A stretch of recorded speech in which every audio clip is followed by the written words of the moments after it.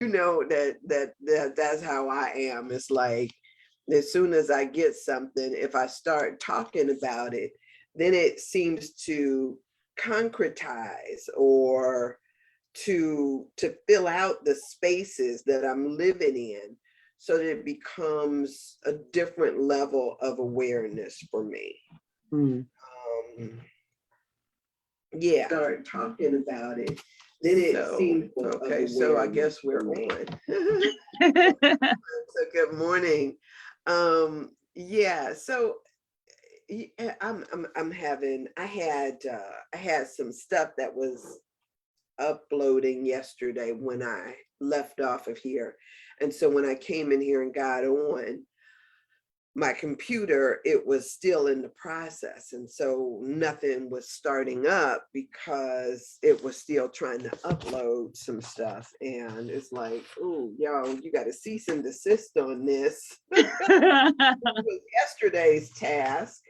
I thought it was done and it wasn't done. So it was like me starting over to all of this programs and all of this stuff again so that I didn't have all this stuff running in the background. So it's taken me a minute. So I'm just so glad to see you here.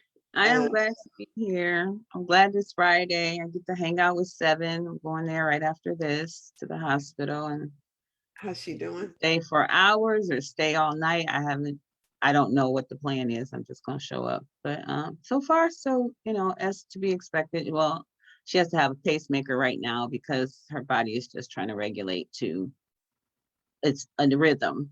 It didn't immediately find its rhythm, so they had to put a pacemaker in. So prayerfully the pacemaker will be off by the time I get there, maybe if she did another night of regulating. She did get up, walk to go to the bathroom several times yesterday, and but she exhausts very easily right now. Right. Mm-hmm. Yeah, and you know what? That was that was one of the wonderful things too when I was learning about even high blood pressure and how the body worked and all that stuff. It was a guy who explained it to me who owned a kidney dialysis place and he wanted to tell me about um the pressure in our bodies and how all of that stuff worked because I didn't really understand, the heart and how the heart sits in a bag. And so when we talk about, pressure or congestion, it's according to how much water is your heart drowning, so to speak, or does it have the ability to beat and to beat in a comfortable manner. And one of the things that really, how I'm always talking about everything is duplicated. It's like this. We like to think that everything is separate and different, even our bodies from nature or from this, that, and the other. And all of this stuff is just systems that duplicate one on top of the other. So I buy I buy this basil in the store, right? And it comes in, it's like a living basil and it comes in this bag. And the basil, it's there's a little bit of water down in the bottom of the bag, but it tells you not to put the water above what is the bulb because it'll drown. Those roots have to have air circulate, be able to breathe. Mm-hmm. Same with when I planted the tree, they talked about even how a tree is planted, not to mound the dirt Mm-hmm. on the all the way on the tree, but rather that some of it has to be above a certain level so that it has that room. And so our hearts in these sacks of water also need to not be drowning. There's got to be some room around there. And if you get too much water in that sac where your heart sits, it's as if you have congestive heart failure. Mm-hmm. And so, good morning, Ruth. Good Uh, morning, Ruth. So when you think about all of these systems and how they duplicate themselves one after another, is figuring out how we get that balance. Mm-hmm. How do we get that balance? And so sometimes what we see is that people only deal with, like, they deal with the symptoms without Well, necessarily, our medical professions, that's what they deal with, the yeah, symptoms. because they're only dealing with one part of it. They're dealing with the physical functioning of it, and then they leave out all of the other stuff, which means that you don't get that balance. And I find it fascinating and interesting. And the more that we talk about it or delve into it, I think it's the more that we come to understand or learn things. So Mm-hmm. Yeah. the Course in Miracles saying that what you teach, you learn is so true. you know Yeah. and it makes you curious too. Oh my goodness, yes. I just think it's magical, like that there are no accidents on this journey. Um, Everything is divine timing, every aspect of it, and that symbolic sight is so crucial to our journey moving forward. I mean, it's always been crucial, but it is definitely crucial because we are so overwhelmed with professional opinions, from the news to whatever. But the reality is that symbolic sight is without that awareness, I could just take a different pill and keep on making sure I manage my blood pressure, right? But Mhm. now it's just like, yeah, no, this is something is communicating with me. There's some information I need to glean from So I talked to a woman yesterday, older woman, for a while. We were on the phone for a while. And one of the things that she was saying was that they rushed her to the hospital because her blood pressure was so low. She had 64 over 40 something. And she said that they ended up having to rush her to the hospital because of that. And she said that, when she gets to the hospital, I don't know why it takes somebody who is not a doctor or a friend to finally look at your stuff and say, wow, wonder what all of this is about, right? And so the pharmacy, when they talked to the pharmacy, she was taking 3 different blood pressure medicines. Now she ain't big as a minute. I don't even think she's 110 pounds, right? I this. don't think she's that. But they had her on 3 different blood pressure pills, and here she is with her blood pressure as low as it was, and nobody is like saying, hey, wait a minute, Right. what are we doing? Mm-hmm. Do we have some contradictions here? Are we over medicating? Why is it that this person is presenting? Mm-hmm. And it makes you really question how often people follow without ever questioning. Now, that's not A to lot say, of people do. yeah, and that's not to say, I'm not sitting up talking about the vaccine or talking about, um, you know, whether or not they have great intentions. I'm not even asking that. I'm saying that we are each responsible, just as responsible for our own health as anybody else is. And if we aren't paying attention, Yeah, and getting rid of the notion that, that saying fathers knows best, that doctors know best. That is not, well, in my paradigm today, it is just not truth. mm, They are in partnership with me mhm, on mhm, my journey of healing and whole, physical healing and wholeness, but they are not the final authorities on that. yeah, Um, yes, yes. mhm. I used to try to get my dad to see that, but it was just No, like, no. you can't teach the older people sometimes just can't hear. And You those are the gods with the white jackets. They know, know everything. yeah, I took my dad. I still can't get over. I took my dad to the hospital, to the doctor, his doctor's appointment one time, and I rolled him in there because he's sitting in the chair, and the doctor asked him, "How you doing?" And my father crossed his arms and said, "That's what I came to see you for." And I'm looking at him like, "What? What are you talking about?" And the doctor says, "Well," he said, "Well, you tell me how I'm doing." And I'm thinking, how is he gonna tell you how you doing? But when you think that it's all about the numbers and what the paper says, I'm asking, how Right. do you feel? Right. Yeah. What's going on in your body? Mm-hmm.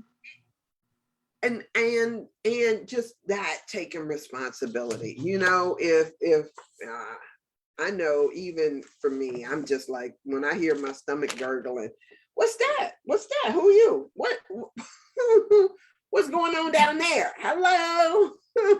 And then, I mean, because we're working with patterns and inherent family traumas, the heart, my granddaughter having heart surgery, the heart, which is one of the areas where they have found that I need to pay attention to, is my left heart ventricles. And what side of Seven's body is being rebuilt? Her left heart. Like, she has a mechanical left heart. So I don't take that for granted. I'm paying attention to that part of our lineage to see, you know, the purpose from it, how we can heal from it, where that comes from. Hmm. And your grandmother? She had back problems, but she probably more than likely just being my mother's mother, knowing where her life, her dad was like, I want to say an old time player type of person, whatever. And she was the only child. So I can see that my grandmother would have had a lot of brokenheartedness. Because we carry the same energy. Me and my grandmother is just amazing. And then my granddaughter, when she was born, everyone in this family, I was in Kansas when she was born, but when she was born and everyone went to see her, everyone said, "Oh my God, I think that's Grandma Geneva. I think that's Grandma Geneva." Everyone, like separately, felt like they were standing in the presence of my grandmother. Mm. And so I've always felt that my grandma, had a broken heart on so many levels, but first starting with her father, and Mm. and then carrying on to marriage number one. Marriage number two might not have been so much of a broken heart, but I'm sure there was a lot of broken heartedness in that 50 years of union, you know. So Mm. yeah, so I'm just on a paying a pattern and attention pilgrimage. Yeah, good. This is good. And your grandmother on your father's side? She is right currently living through dementia. But she's fine. She's still smoking cigarettes. Darn gone near 90 years old. She is something else. She's fire. She's fire. My other grandmother's fire too, but she elected to be this housewife, but she was fire in her housewifeness. But my father's mother is an entrepreneur, got 20 million ideas, always building and tearing something down and starting another company here and starting another company there. And I'm so grateful for that part of her. I never got to experience because I didn't meet my father until I was 18, but uh, it's nice to know that that's a part of my DNA. Yeah, yeah, especially since we don't have to know them in order to manifest their who they are, their being. Hmm. Yeah. Yeah. And I'm the first grandchild for both. So that's really cool too. Mhm. Um, I'm Yeah. like, yeah, let's do this. So yeah, so I'm excited. I know that sounds super weird, but I'm super excited to find out what all of this means.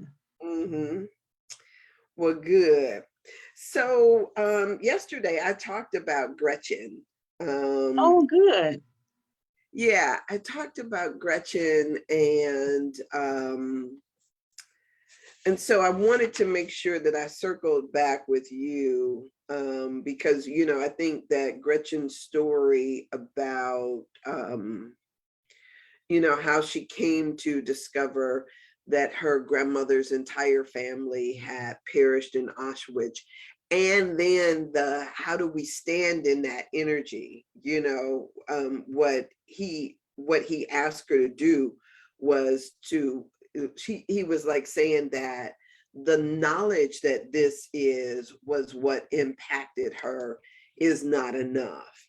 And he asked her to, he invited her to imagine standing in her grandmother's shoes. Mhm.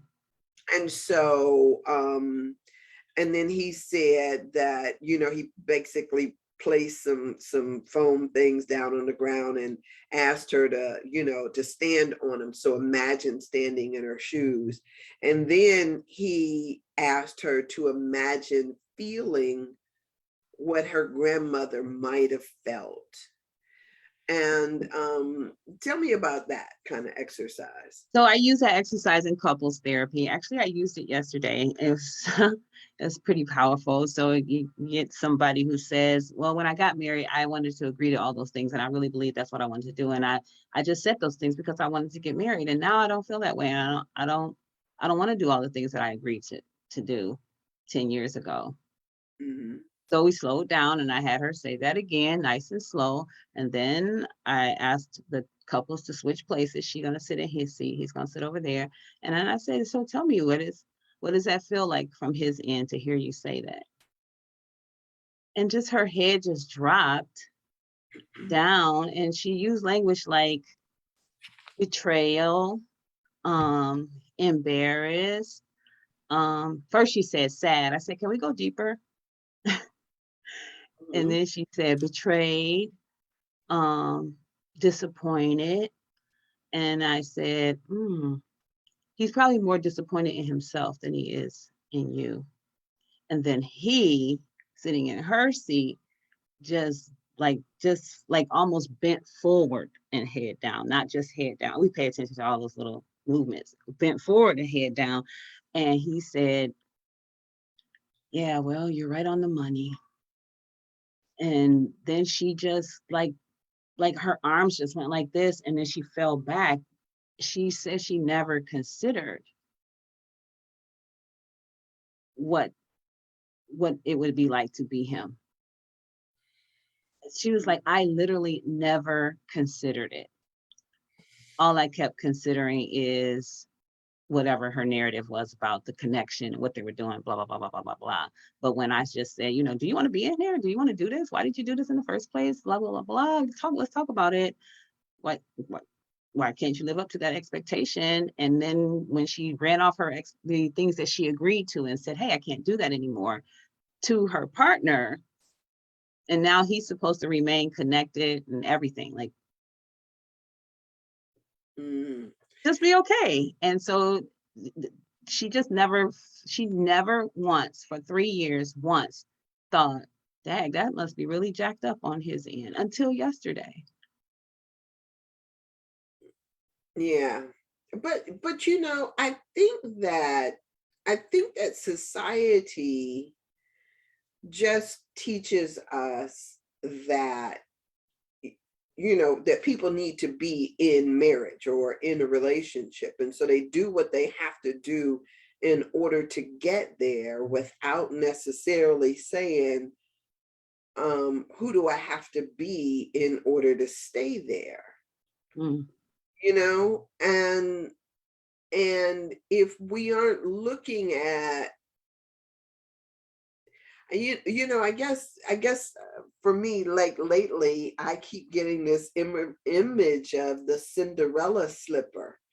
you know what do I have to do? How much of my foot do I have to cut off or change in order to get my foot to stay in there and be comfortable?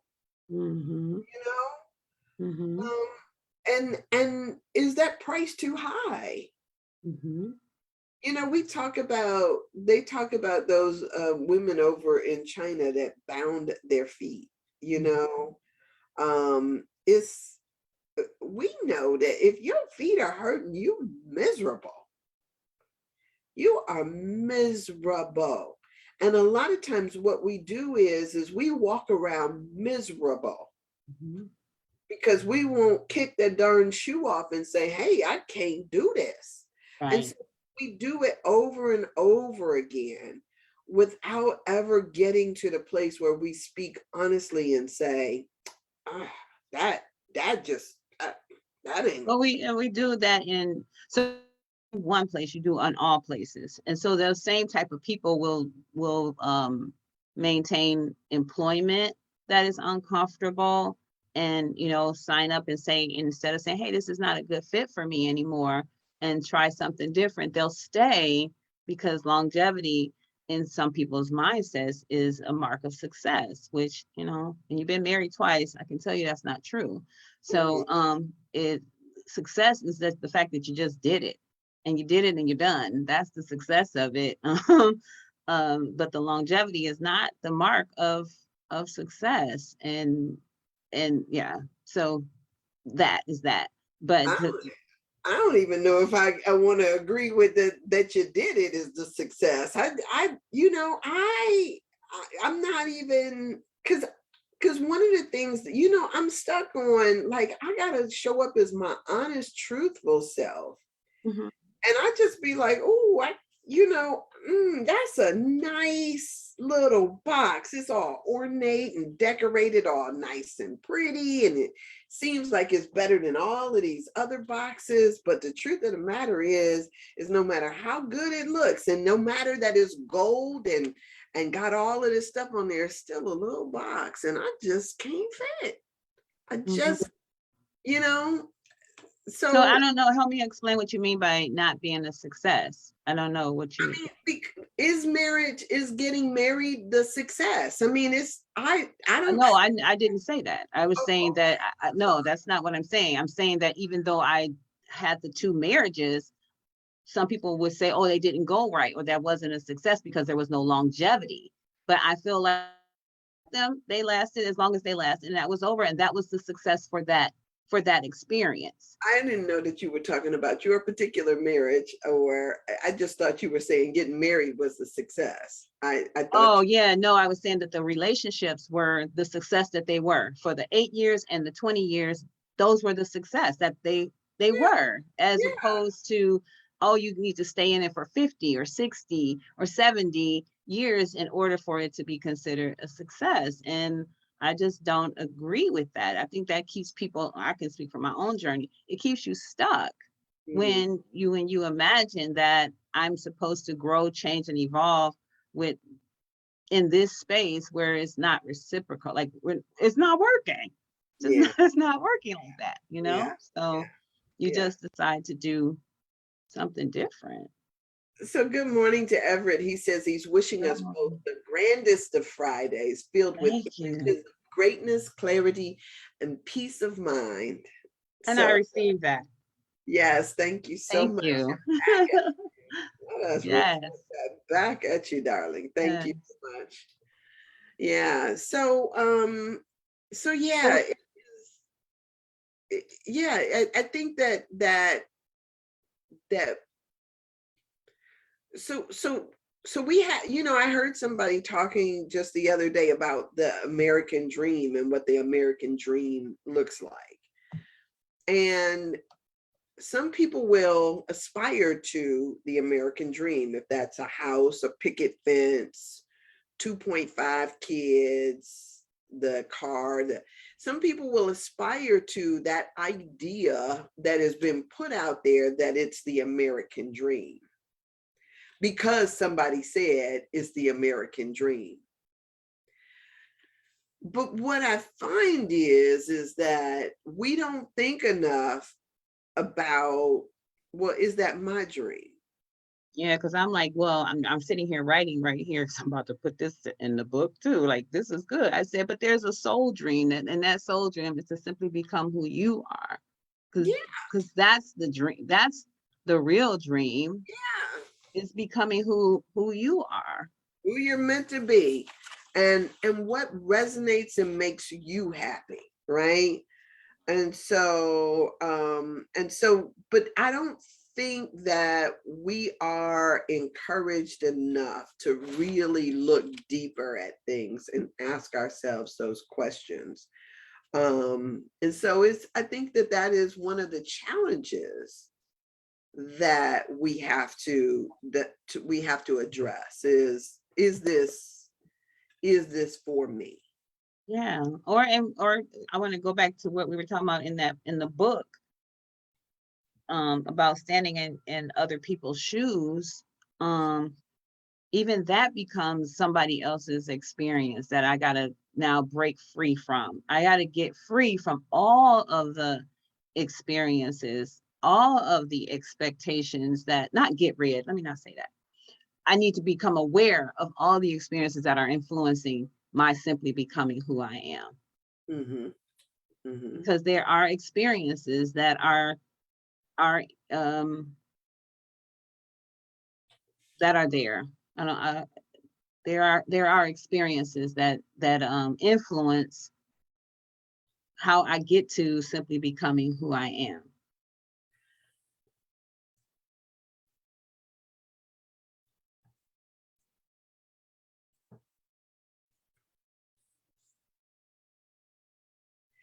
So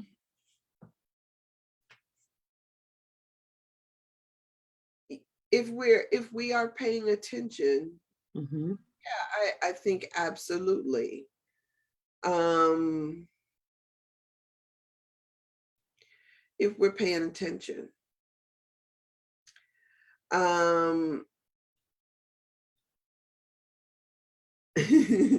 Everett says, I don't allow America to enter into my dreams anymore. That's wisdom.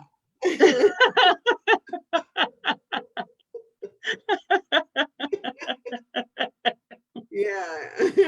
A nightmare today, right? Whoa. I mean, but Mm. it's I think though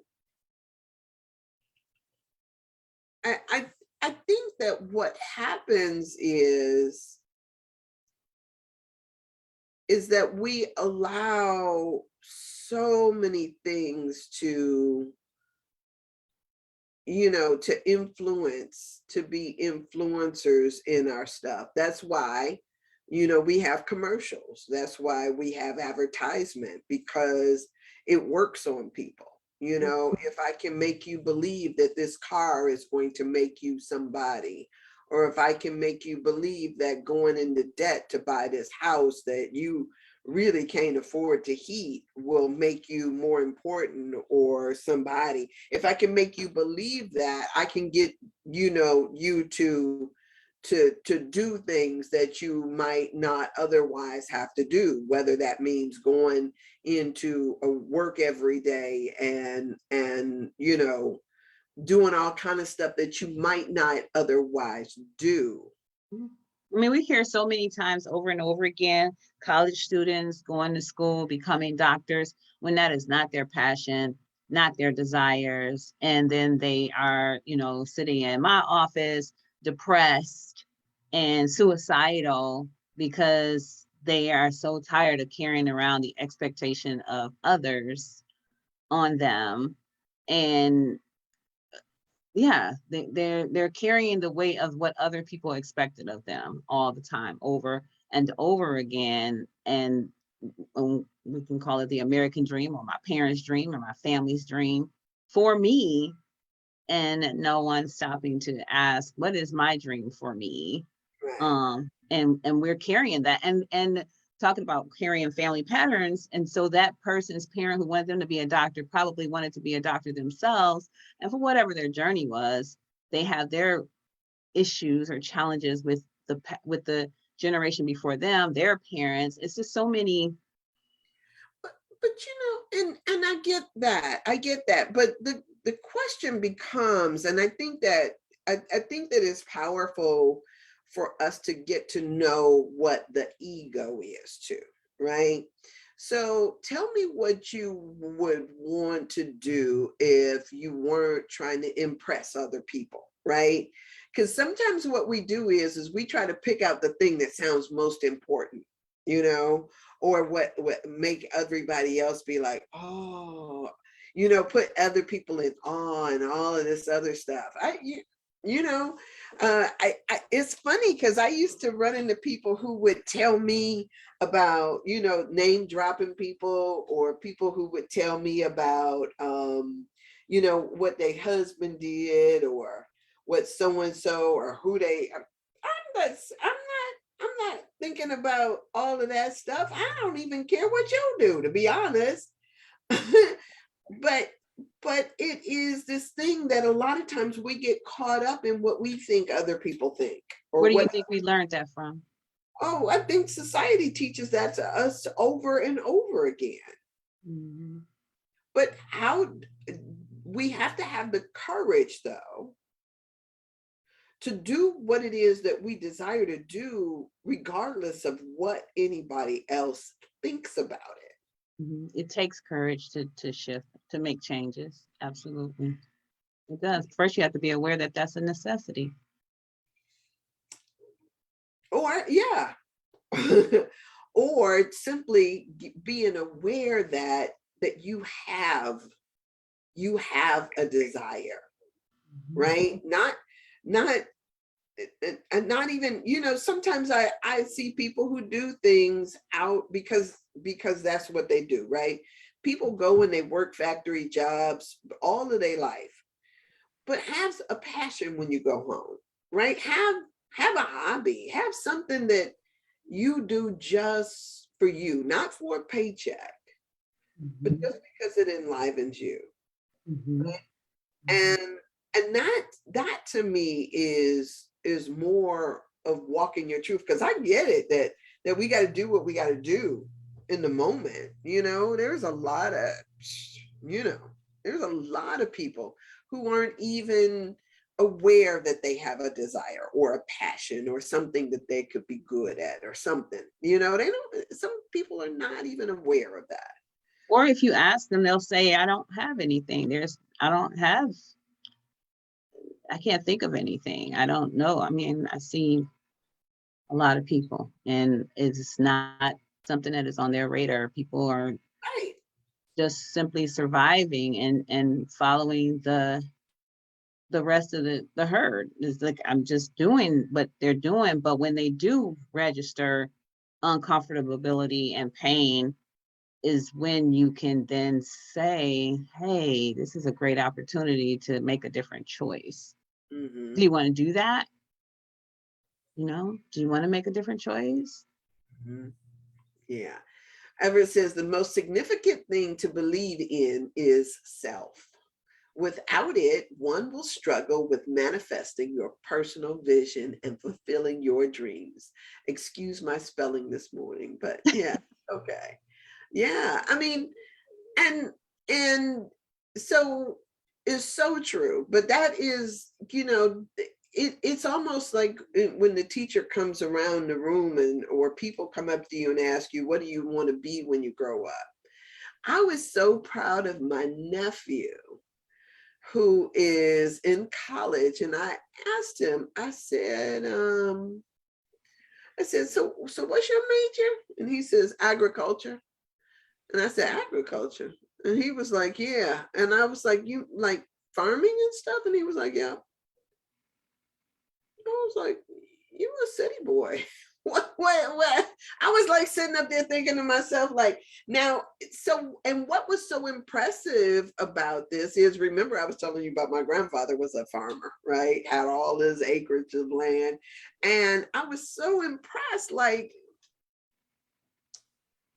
where you get that notion from? Now you you know.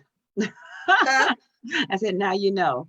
yeah, but the I guess too, the perception that we have, or that I was having around agriculture, was just about it on one level. And as he talked about it, it's so multi-layered that it was like, oh, like, whoa, all righty. That's big stuff. And the beauty is when you can sit in a classroom, because of what we have learned about genetics, when you can sit in a classroom and someone is explaining things to you and sharing language that you have not heard from your family of origin or from your community, and yet everything just clicks. It's Mm, like, yep, that just makes so much sense. It's just natural. And it would make sense because it's in his DNA, yes, yes. Mhm. and it just comes alive. It just grows like little branches from a tree that's like already there, that's just getting ready to have the little pores to sprout it out. But that is just, to me, that was the most magical part about moving in my passion, Mm, is like, how did I know this? Like, how do I know this? How yeah, did I know? And so that's really cool. I think that's fun that he's yeah, doing. yeah, And I just think, oh, I can imagine what it's like to be like sitting there, like just affirming, affirming, affirming, affirming, affirming, and to yeah, know yeah. that's so cool. So she imagined herself in her grandmother's shoes, imagine feeling what her grandmother might have felt. And then if she could literally stand on the footprints as her grandmother and feel her grandmother's feelings in her own body, what would that feel like? And so she got a deeper cellular understanding of why she had been feeling so suicidal. Fearful. Hmm. Yes, there was all of these feelings that she was having, even of wanting to be vaporized and all of this other stuff. She was having all of these feelings, and suddenly, when she came into the awareness of the history that she has, that she was standing in, that family stuff that she was in the midst of, it so while he said that on one level to get it intellectually is one thing, but now the real work begins, Hmm. right? So it is still a process of recognizing that her trauma of her family and that unspoken history, he says that was just the first step. And so now it's moving into the other pieces that requires the work. And I think what was cool about this is that, in manifestation, we understand that feelings first is where the change comes from. And so since she's already having having the feelings of dysregulation, or the feelings of sadness, or the feelings of wanting to commit suicide, she is like ripe for that transformation, like, because her energetic self is like in doom and gloom. She's already there. So when you step into your grandmother's shoes, you can actually now feel it, have the feeling experience of your grandmother's shoes. But now when you step out into your own shoes, you can now take that emotion, those feelings, and now you have some place to place it. And and I'm probably going ahead of the book too, but you no longer have to own that experience for yourself, because you now have a drawer to put it in, and honor it, and do whatever you need to do a memorial or whatever kind of work that we do around stuff like that. But I think that it's really cool and crucial to know that people have to be in that vibrational escrow, have that vibrational set point in order to feel that experience. But it's really cool that she was there, and that I thought that was so fascinating that he was able to catch that while she was there in his space, in that energy. um because it makes a big difference than when you're talking about it, because a lot of people can, and talk about it in their head, but they don't have an actual physical experience, Mhm.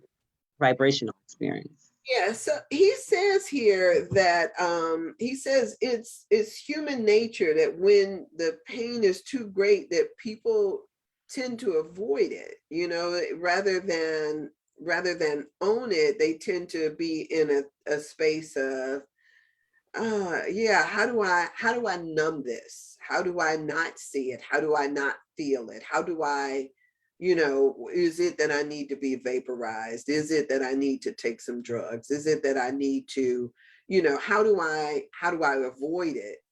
And he says, we block feelings, we unknowingly, when we block feelings, we unknowingly stunt the necessary healing process that can lead to a natural release.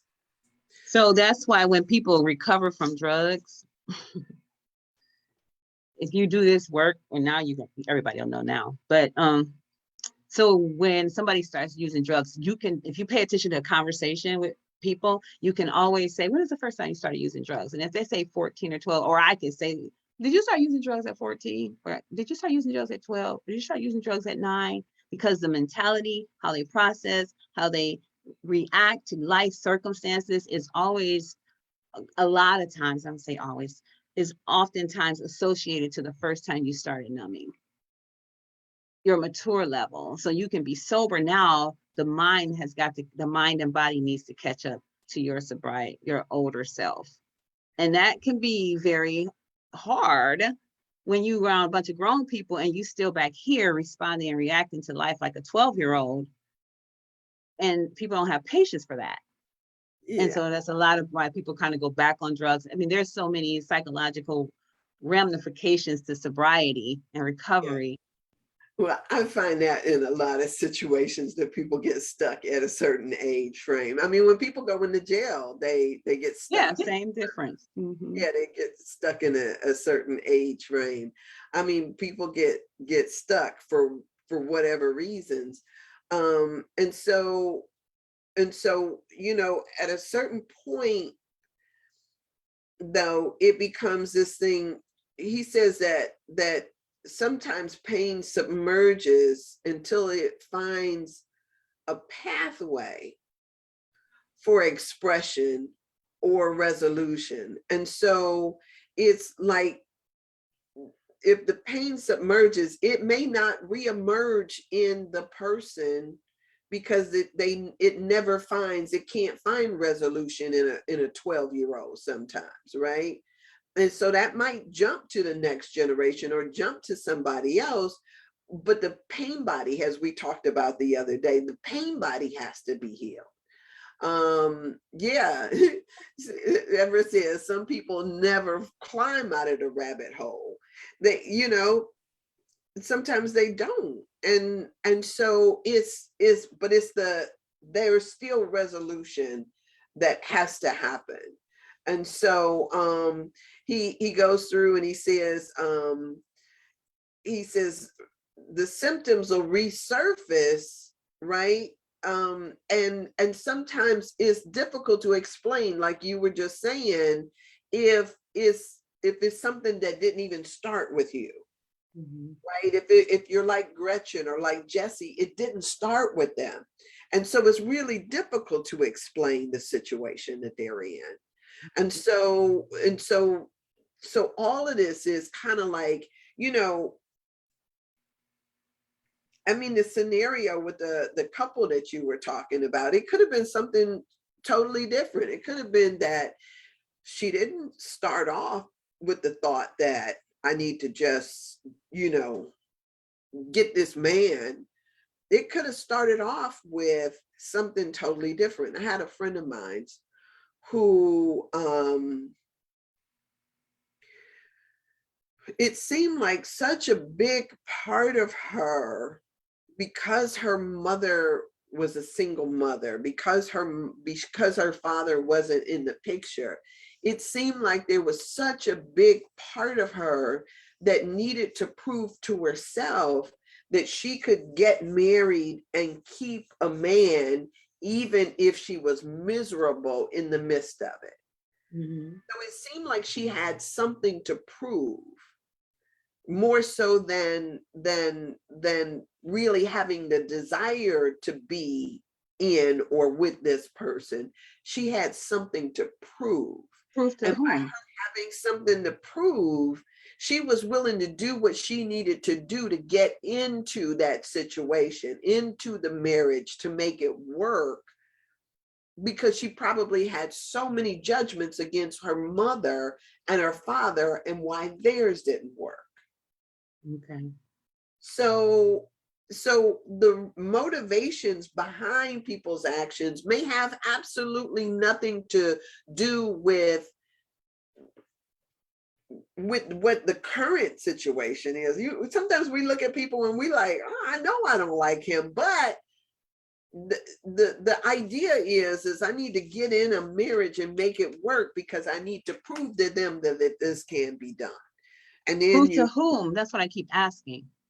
it could be to herself or could be to her parents. It could just be to this little kid that was going to say, you know what, I ain't gonna never, if I get married, I ain't gonna never divorce. I ain't gonna never put my kids through this. So is that proving or is that honoring a self-declaration? What is, maybe I need to get clarity on what does it mean to prove something to somebody? I mean, to prove, I don't understand that link. That's where I'm getting stuck. Like they need to prove. Show somebody something to show or to demonstrate. Right. So whom would one be? Well, I don't know her story. So, but yeah. Okay. I think I'm tracking with you. I think Yeah. I'm tracking. Yeah. So I mean, there have there have been times when I was proving to my younger self something, yeah.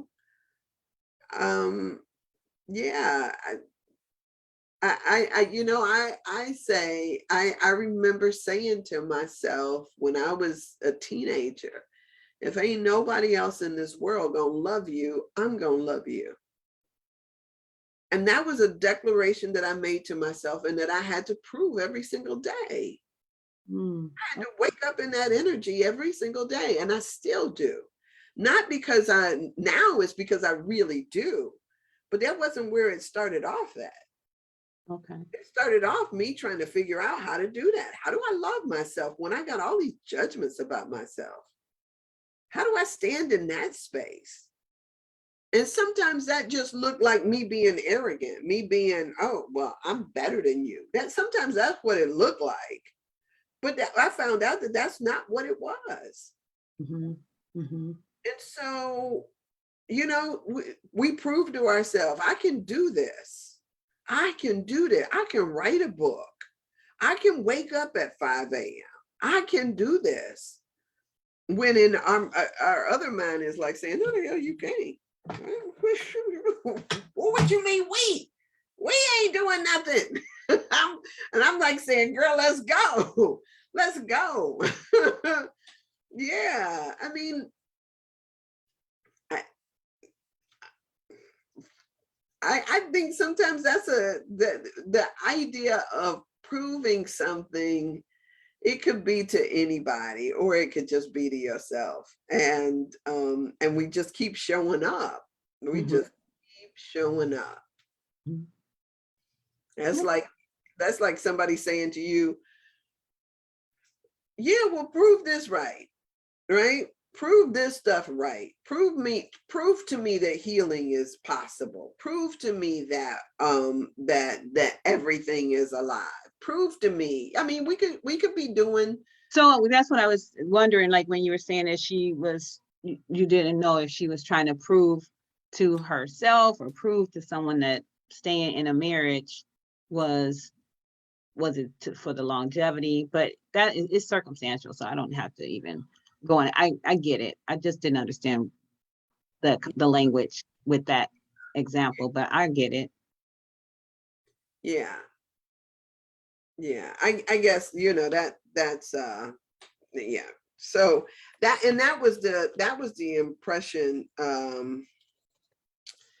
I remember getting from her, even when she was caught up in this relationship with this knucklehead guy. I was like, girl, why are you here? Why are you here? I remember telling her when she was like, she introduced me to this guy, and I looked at her and I was like, girl, you just depressed. And what I should have done had I felt empowered to do something, I should have grabbed her by her hair and pulled her out of that house right then and there. Because when I walked in and I summed up all of that stuff, and remember, I got a bullshit meter out, that's on point. I should have had I been in a different space with myself. I should have grabbed her by her hair and said, girl, come get your ass in the car. That's what I should have said. I should get your ass in the car. But instead I told her, I said, oh, you just depressed. And I said, you'll figure it out. Mm. And it took her mother and her sister going over there with a darn shotgun because this fool was beating on her and doing all kind of stuff, and she didn't have sense enough to say, you know what, I don't have to be here. I don't need your butt. You ain't treat me right. She didn't say all of that stuff. She was trying to prove that she could stick out that damn relationship, and somebody, we should have been like, girl, you don't have to prove anything to anybody. And I think that a lot of stuff that she has done has been in an effort to prove something, to prove that she can. And it's like, you are enough.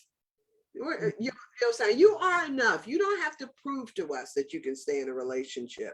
You don't have to prove to us how deep your love goes. You don't have to prove any of that stuff to anybody. Girl, I think a lot of times people in those circumstances so are waiting for an awareness. They don't know where it's going to come from. They don't know what it's going to feel like because they've never felt that experience of you are enough. And they have a narrative that leads them down, I like the word rabbit hole, that says it's almost like the first high, that first hit. Like I'm just waiting for that experience again where I felt like I am enough. And seeking professional help where somebody can take you to that space and let you stay there for 20 minutes in that energy so that you can practice the feeling. Because after 20 years of not practicing the I am enough feeling, because you done left it in kindergarten somewhere, you don't know what that emotion feels like. You don't know what that vibration feels like. And so you stay in stuff waiting for it to happen. And I know that's not everybody's story, so I don't want to make it like overall,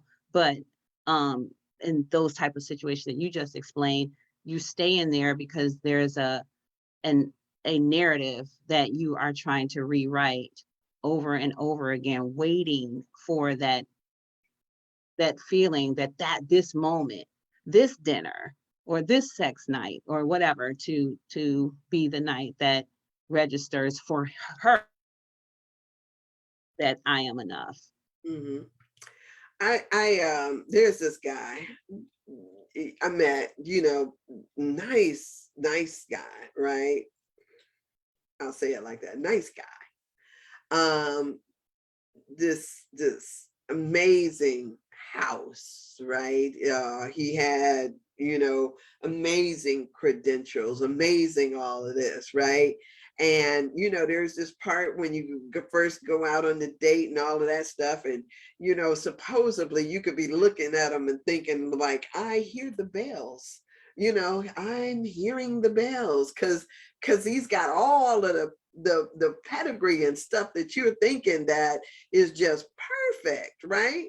But then in that perfection, they start asking you to do stuff or to be somebody that you are totally not. And a lot of times people go along with that scenario, right? They go along with that. So because they Because think, they don't know who they are. yeah, is this too much for me to do? Is this too much for me to render? And some people will just be like, yeah, okay, I can play this game until I get the ring, or I can play this game until, that's kind of like the thing that some people do. And I'll be like, no, bro. Yeah, I'm just I'm just be like, no, bro. Because I'm not into the rabbit holes. I'm not into the boxes. I'm And just that's so, my desire, just that we as women, men too, whatever, that we would really get to a place where we can, and it's not us, the generations behind me, I feel a greater, as equal, but a greater and desire for them to step onto the scene, knowing who they are. No society says, hey, they're Black and they whatever, but there's so much power in who we are. And it's such an advantage, not the financial advantage. We live in the nice houses and nice cars, but if you don't know who you are, You don't know what you bring to the table, your majesty, your magicness. Yeah. Yeah, it just slows up the dang on process, and it's unnecessary trauma and pain that Yeah. comes with that deficit. Yes. Yes. And so it would be nice. It would be nice. It would be nice. But at this moment, yeah, we're still dealing with some of the language, Parenting. yeah, the language that says that, this is what you got to do in order to be enough. Yeah, Um, because what they do is the messages show up in a different area or in a different way, and so to ask, simply that, to start asking the questions, and to, and how do we get people to stop living life by accident? Like, let's have conscious intention behind what we're doing, hmm instead of just kind of falling into that rabbit hole by accident. Oh, I'm here. How did I get here? Right? no, I chose this. Come on, take me on the journey. Yeah. So, yeah, I mean, I, yeah, I sometimes I just wonder, yeah, because we do stuff without even looking, I do. whatever reason, till we do. All right. Well, thank you so much for this, Miss Stephanie. Yes, this was good. I love this book. I appreciate it. Yeah, it is. It has been eye-opening and amazing. And as we go through it, it's like bing, bing, bing, bing, bing, bing, bing, bing, bing. So yes, it's good. It's good. It is. It is. Thank you, and I hope that some others have gotten the book and have read through it. Yeah. Love to hear comments, but I'm sure we'll get them when they're ready. Yeah. Yeah. So, um, yeah, this is all good. It is all good. All right. So thank you so much. I have an amazing weekend. What's going on with myself? Yeah. Having Yeah, I will be here tomorrow, but Stephanie will not. And but she is going to stay with the wonderful seven. yes, yes, going And to the hospital, hang out. yes, and girl, the snow is coming down again, even though I heard. it is coming down, but I love that the way that the days are getting longer already, and I can see the light as it peaks in Mhm. earlier and earlier. So yeah, be safe out there. Where is she at? Yes, the Cleveland Clinic, the main campus. Okay, so that's a $10 parking pass for the whole day. Yeah, I was just gonna do valet. I don't even park in the garage. Oh, okay. I I You do could that, do that for $10 for the whole day? yeah, for the whole day. Oh, At least that's what it used to be when I was going down there. Hmm. I'll check it out. I've always done valet when I've gone, except for doctor's appointments, and I don't know. Do I get a I don't know. I don't remember paying that. You get a ticket, you get the Get little a ticket when you go in, and I do believe now they have the machines pay at set the up. vending machine. Yeah, and I Mm-hmm. think they have a single price for the entire day normally. It Hmm. doesn't, I don't, does it give you in and out privileges? I don't think so, but I will tell you No. what me and my family used to do. is that like, say for instance, I would go and I would stay for how many ever hours I was going to stay, and then we drive around to the door and give the next person the parking pass after we go out. Oh, We used to do it, that we just used to pass off our all day pass, I do believe, so that whoever else was left in there, they could use it when they came out. So where did you park it though? How did you get out without paying? I parked in the garage. You stick it in the machine and then it gives you the ticket back, I do believe. Right. And then you guys take the ticket back and put it in the machine, and then it shows that you pay and it lets you out. Right, right. And I'm trying to think of how that worked because it always used to just let you out. Is it in and out privileges? I I'm don't know. I'm guilty because I don't know in 2008 I went and parked all day and sat up there with my uncle. But I don't have any recollection. I got lost in that garage. I was freaking out. I couldn't find my car. So I yeah, don't remember that process. And from that moment on, I probably from that experience is why I valet all the time. I've never pulled in there except, yeah, I pretty much use the valet. yeah, I lost my car one time too. But when my dad was in there, he was in there for a few months. And so we Okay. were there every single day.